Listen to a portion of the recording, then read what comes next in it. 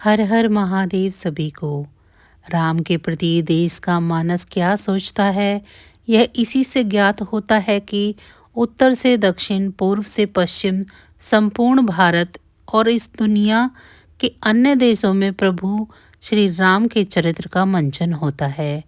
यह केवल राम के व्यक्तित्व का ही मंचन नहीं है, बल्कि भारत के समाज जीवन के आदर्श का भी चित्रण है।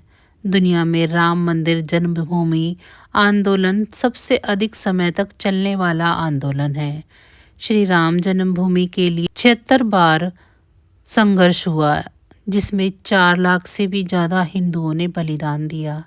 इसीलिए अयोध्या में राम मंदिर मात्र मंदिर निर्माण नहीं, अपितु भारत की उस विस्मृत ज्ञान परंपरा, त्याग, सत्य, करुणा, समता, सामाजिक समरसता, इन सभी तत्वों को समाज से परिचित कराना है। विदेशी आक्रांताओं ने हमारे धर्म और संस्कृति को नष्ट करना चाहा, वहीं हमसे बहुत कुछ छीनने का प्रयास भी किया।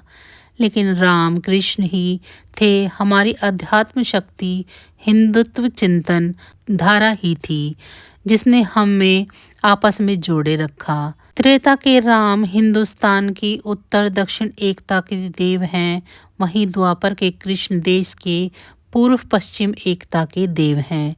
इसी अध्यात्म एकत्व भाव के आधार पर भारत को आध्यात्मिक रूप से एक राष्ट्र माना। कोई भी राष्ट्र अपने पुरातन इतिहास से जुड़कर प्रेरणा लेता है और इसी इतिहास में संस्कृति के तत्व भी निहित होते हैं। ये सामाजिक तत्व ही राष्ट्र की पहचान भी बनते हैं। विदेशी आक्रांताओं ने जहाँ देश की धन संपदा लूटी, वहीं हमारी आस्था के केंद्रों को भी नष्ट किया। आस्था के केंद्र ये मंदिर, ये राम, ये कृष्ण, ये शिव की मूर्तियाँ किसी के लिए एक माटी पत्थर की बनी कुछ आकृतियाँ हो सकती हैं, लेकिन कंकर में भी शंकर को देखने की वृत्ति भी हमारी संस्कृति ही रही है। अगर हम दुनिया के इतिहास पर थोड़ी नज़र डालें तो स्पष्ट दिख जाएगा कि जहाँ भी आक्रांता गए, वहाँ उन्होंने प्रशासनिक अधीनता ही नहीं की, बल्कि उन राष्ट्रों की संस्कृति पर भी सबसे पहले आक्रमण किया। भारत में भी वही कुछ हुआ। अयोध्या में प्रभु श्री राम जन्म स्थान पर बने मंदिर को नष्ट कर दिया, वहाँ मस्जिद जबरन बना दी गई। लेकिन क्या हिंदू समाज ने इस जबरन सांस्कृतिक अपहरण को स्वीकार कर लिया?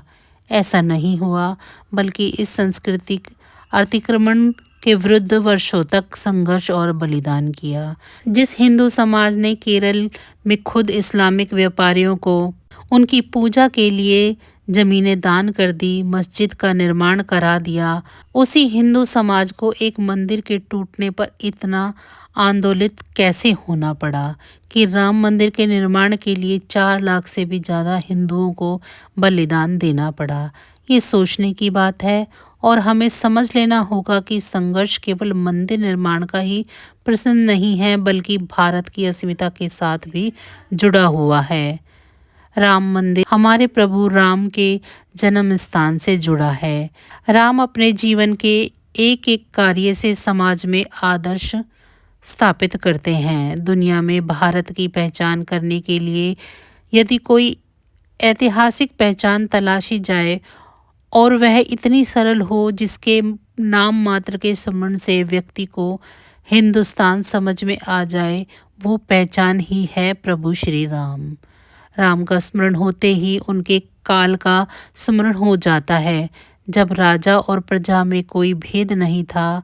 निषाद और राम साथ साथ गुरुकुल में पढ़ रहे थे। सामाजिक अस्पृश्यता का कहीं नाम भी नहीं था। राजा धर्म का पालन करता था, उसका अपना सुख जन के सुख में ही निहित होता था।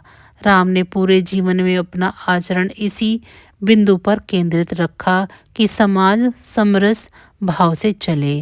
राम वनवासी हो गए, माता सीता को रावण उठाकर ले गया। सीता को जबरन ले जाना स्त्री अस्मिता सम्मान के साथ जुड़ा है। अहिल्या के साथ किए व्यवहार की आलोचना राम जी ने की।